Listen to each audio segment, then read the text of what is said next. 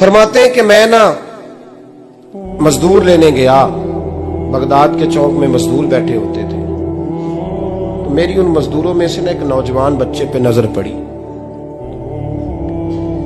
बड़ा कमजोर सा वजूद था, लेकिन चेहरे पर इबादत का निशान था। माथा बताता था कि नमाज का बड़ा ख्याल रखता है। मैं उसके करीब गया।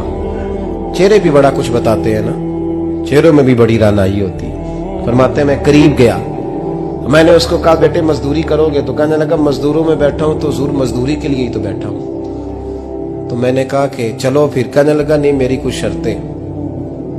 मैंने कहा बताओ? कहने लगा पहली शर्त यह है कि लोग 4 दिनार दिहाड़ी लेते हैं, मैं 3 दिनार लूंगा। मैंने कहा यार भाई तो बड़ी बेहतरीन है, बाकी भी इस तरह की रख ले। उसने कहा हुजूर दूसरी शर्त यह है कि मैं आपकी मुकम्मल बात मानूंगा, लेकिन जब अजान हो जाएगी फिर आपकी नहीं सुनूंगा।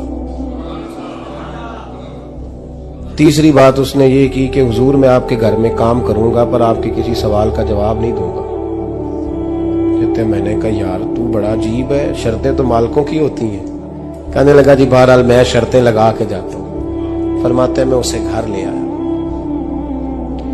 काम मैंने उसको बताया, तो जो काम मजदूर सारे दिन में करता है ना उसने 2 घंटे में कर दिया। हमारे मजदूर सिगरेट पीने में भी तो आधा घंटा लगाते हैं, वो चाय पीने जाए तो पौना घंटा वहां। उनको भी तो दयानतदारी करनी चाहिए कि नहीं करनी चाहिए? ने मुआहदा किया है ना जी, तो पूरा उतरना चाहिए ना। कहते 2 घंटे में। अब काम जब बंदा शुरू कराता है तो काम और निकल आता है। कहते काम मैंने उसको और बता दिया, वो करने लगा। उसने मिट्टी निकाल के रखी थी बाहर रास्ते में, तो अजान हो गई जोर की। उसने वहीं कुदाल छोड़ी कही और चलने लगा। तो मेरा बेटा कहने लगा इसको जरा बराबर कर दो। कहने लगे चुप कर जा, तेरे बाप से बात हुई थी, जब अजान होती है तो मैं किसी और की नहीं सुनता, सिर्फ अल्लाह रसूल की सुनता हूं। कहते मस्जिद चला गया, नमाज पढ़ के आया तो दोपहर का वक्त था। मेरी बीबी कहने लगी इसको को खाना खा ले। कहते हमने कहा खाना खा लो, तो कहने लगा मैंने रोजा रखा हुआ, रमजान भी नहीं था, नफली रोजा रखा हुआ। फरमाते हैं शाम हुई, मैंने 3 दिनार दिए, तो मैंने कहा तेरा नाम क्या है? कहने लगा मैंने आपसे कहा था मैं किसी सवाल का जवाब नहीं दूंगा। कहते वो चला गया। अगले दिन मैं फिर लेने गया उसे, काम कुछ और निकल आए, तो लोगों ने बताया वो सिर्फ हफ्ते वाले दिन आता है। मैंने कहा क्यों? कहने लगे जी वो कहता है मेरा हफ्ते का खर्चा 3 दिनार है, जब 3 दिनार कमा लेता हूं तो बाकी सारा टाइम अल्लाह रसूल की जिक्र में गुजार दिया करता हूं। फरमाते हैं जी अगले हफ्ते मैं फिर लेने गया, मैंने पूरा हफ्ता इंतजार किया कि काम उसी से कराना है। मैं जब गया तो मैंने कहा चलो। कहने लगा मेरी शर्तें याद है ना? और मैंने कहा याद है भाई साथ चल। फरमाते हैं काम कराया, 2-3 हफ्ते वो आता रहा। 1 हफ्ते में गया तो लोगों ने कहा हुजूर आज नहीं आया। क्यों? कहने लगे बीमार हो गए। कहाँ घर है? कहने लगे बगदाद के कब्रिस्तान के पीछे जो कच्ची आबादी है उसमें रहता है। फरमाते मैं गया, दरवाजे पे दस्तक दी तो कहने लगा हुजूर आप हैं? दरवाजा खोला है, आ जाइए। फरमाते मैं अंदर गया तो मैंने कहा तुम्हें कैसे पता चला मैं आया हूं? कहने लगा हुजूर अल्लाह वाले हो, आप नहीं आना था, वरना अमीर तो गरीबों का पता लेने कोई नहीं आते।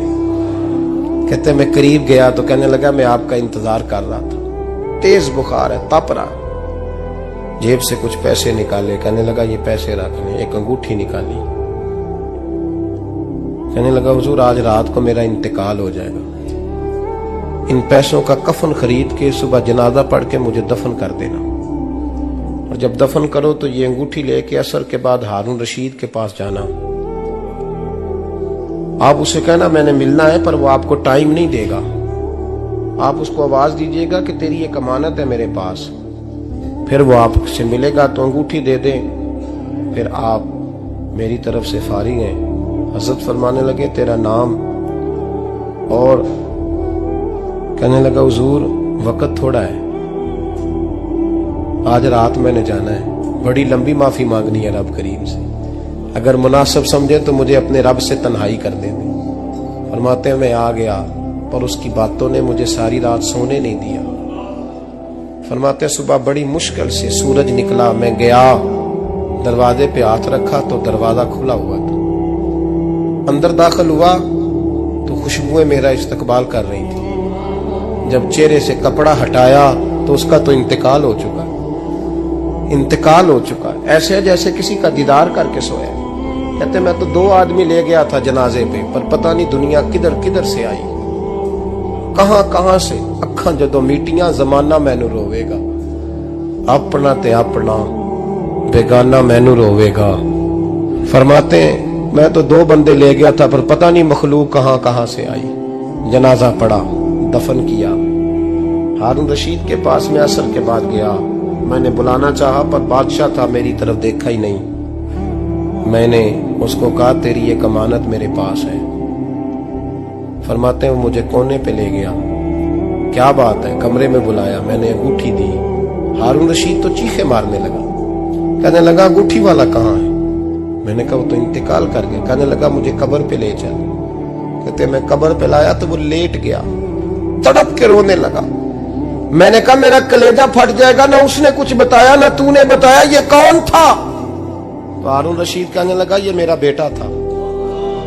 मैंने कहा तेरा बेटा और मजदूर?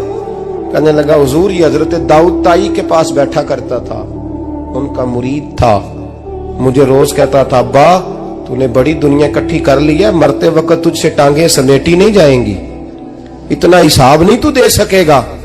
मैं इसको समझा देता, इसकी अम्मा समझा देती।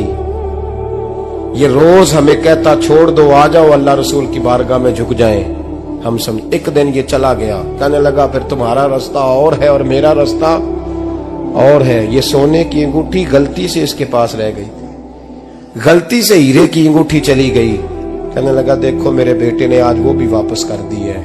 फिर तड़प के कहने लगा हारून रशीद था तो ये मेरा बेटा, पर मेरा मुर्शद निकला, मेरा पीर निकला। भाई जिंदगी तो बड़ी थोड़ी है ना। बाबा साहब ने कहा था उठ फरीदा सुत्या, और दाढ़ी आ गया पूर, अग्गा नेड़े आ गया, पिछा रह गया दूर। उठ फरीदा सुत्या खलकत वेखन जा, मते कोई मिल जाई बख्शिया ते तू ही बख्शिया जा। उठ फरीदा सुत्या झाड़ू दे मसीत, तू सुते रब जागदा, तेरी डाडे नाल परीत। मेरा रब हमें भी अपनी बारगाह में कबूल फरमा।